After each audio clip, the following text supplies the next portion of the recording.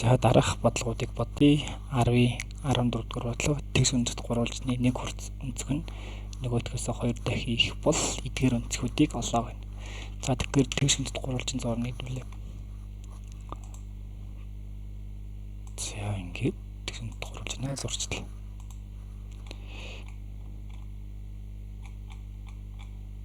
За анаа харандаа. Энэ. За нэг өнцөг нь бол 90 градус байх хэрэгтэй тийм ээ. Энэ ингээд. Тэгэхээр энэ өнцгийг x гэх юм бол нөгөө өнцөг нь 2x бол. Тэгэхээр гурвалжин дотоод өнцгийн хэлбэр нь 180 авах хэрэгтэй. X дээр нэмэх нь 2x нэмэх нь 90 гэдэг бол ингээд 180 гарч байгаа хэрэгтэй. Тэгэхээр 180-аас y-ийг хасахаар энэ дээр үлдэнэ. 90 тэнцэн 3x буюу энэ маань 30. Тэгэхээр энэ өнцөг нь бол 30, энэ өнцөг нь бол 60 гарах нэ. За дараагийн бодлого нь адил ажилт гурвалжин. За адил ажилт гурвалжны ялгаатай хоёр өнцгийн ялгуур нь 90 бол их өнцгийн хэмжээг бол. За адил ажилт гурвалжин зуръя.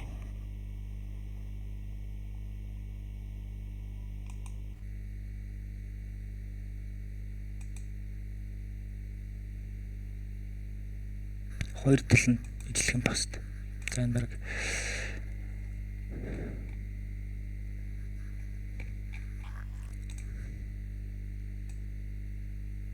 за жоо ингэж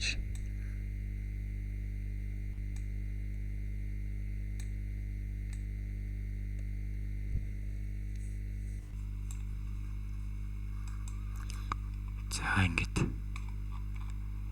адил ажилт гурвалжин. За хоёр тал нь бол ижилхэн байх хэрэгтэй. Тэгээд энэ хоёр өнцөг нь бол бас ижилхэн байх хэрэгтэй. Сүүрийн хоёр өнцөг нь альба гэж. Энэ өнцөг нь ветта гэж. Тэгэхээр адил хажууд гурвалжны ялгаатай хоёр өнцгийн ялгуур нь 90. Тэгэхээр веттагаас альбаг хасахаар 90 гарах хэрэгтэй. Их өнцгийн хэмжээг бол веттаг болно гэсэн. Тэгэхээр ветта дээр нэмэх нь альба гэдэг бол 180 гарах хэрэгтэй. Тэгэхээр эндээс хэдүүлээ веттаг болчих юм бол 90 дээр нэмэх нь альба гэсэн. За энэ нь болохоор 2 альба 180. За веттагийн хооронд энийг хүчээд 90 дээр нэмдэг нь 90 альба дээр нэмэх нь 2 альба 180. Тэгэхээр 180-аас 90-ийг хасаад энэ хоёрыг нэмэхээр 3 альба. За энд бичиж 3 альба 90. За тэгээ бага өнцөг нь болохоор ингээд 30 гарчиж байгаа. 30. Тэгэхээр бид нэр болохоор их өнцгийг оол гэсэн юм чинь ветта тэнцүү 90 дээр нэмэх нь 30 гээд энэ маань их өнцөг нь болохоор 120 байх нэ. 120. За дараагийн бодлогыг гурвалжны нэг дотоод өнцөг нь 60. Нөгөө хоёр өнцөг нь 2 3-ын харьцаатай бол өнцгийн хэмжээг болоо. За энийг гурвалжин гэж байна. За тэгээд энэ устгач.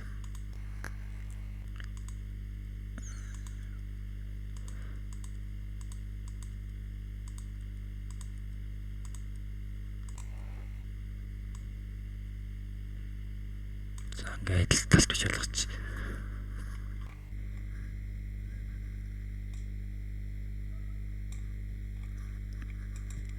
За нэг дотоод өнцөг нь 60. За хэдүүлээ энэ 60 гэж аль нэг нь 60 болгож байна. Тэгвэл нөгөө хоёр өнцгийн болохоор за энийг 2 хэсгчүүл энэ 3 хэсгэж. Энэ хоёрын харьцаа нь 2 3. Бол их өнцгийн хэмжээг болгоё.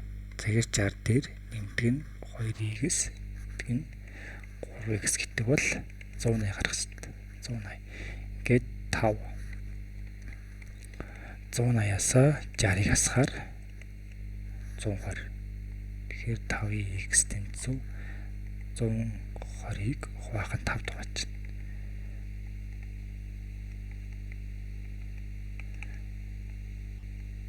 Тэгэхээр энэ хэд гарах вэ?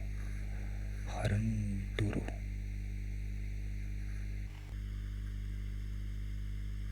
24 24 болох нэ. Тэгэхээр 24-ийг дөржүүлэхээр чинь 48. За энэ дөржүүлэхээр 72. Тэгэхээр их үнцгийн хэмжээг олгосон хэмжээ нь 72 гарах нэ. 72.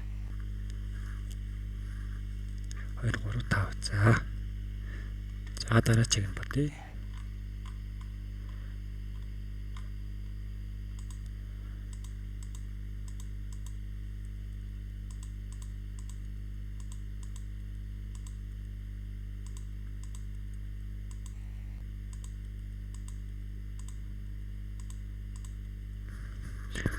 За гурвалжин дотоод өнцөг. За энэ гурвалжин дээр л аваад үзчихье. Дараачих нь 18. За гурвалжин нэг гадаад өнцөг нь 150. Түүнтэй хамар биш хоёр дотоод өнцөг нь хоорондоо тэнцүү бол бага өнцгийн хэмжээг бол.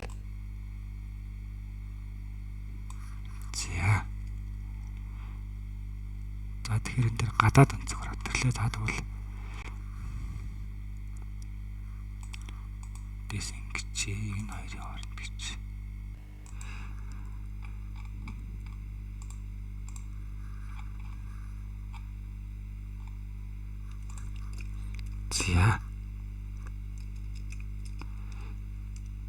За энэ нь бол 150. Тэгэхээр энэ нь бол 30 гарах нь шүү дээ. 30. За одоо нөгөө хоёр өнцөг нь тэнцүү гэсэн. Энэ альба байвал энэ альба тэнцүү. Тэгэхээр яах вэ гэхлээр бага өнцгийн хэмжээг альбаг бол хоёр альба дээр нэмэх нь 30 гэдэг бол энэ маань 180 гарч байгаа шүү дээ. Тэгэхээр хоёр альба нь чинь 180-аас 30-ыг асгаар 150. Тэгээ ингээ альба тэнцүү 75 гарах нь. Тэгэхээр энэ хоёр нь 75 учраас хамгийн бага өнцөг нь энэ 60 гарах нэ гэсэн. 60. За 10-ийн 19 дэх бодлогыг бодъё.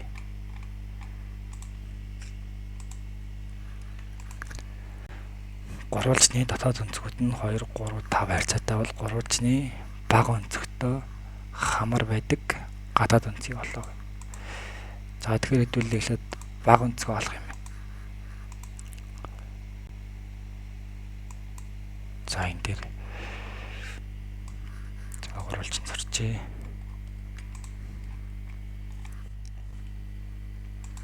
За 19. За тэгвэл энийг 2x гээд энийг 5x, энийг 3x гэж. За тэгэхээр энэ 3-ыг хооронд нэмэхэд бол аюу гарах 180 гарах. Тэгэхээр 8 10. За энэ маань 10x. Энэ нь 180-тай тэнцүү буюу энийг хуваахаар чинь 18. За тэгэхээр хамгийн бага өнцөг нь бол энэ 2x-ийг тарах нь. 2 нь. За тэгвэл энэтэй үүсгэх гадаад өнцгийг олох юм бол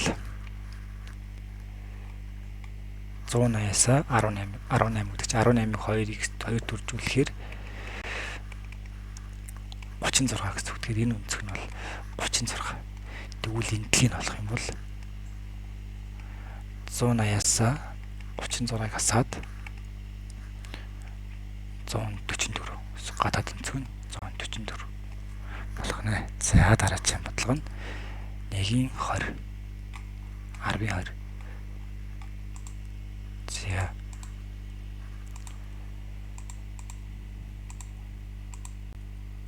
За гурвалжин маань байжиг.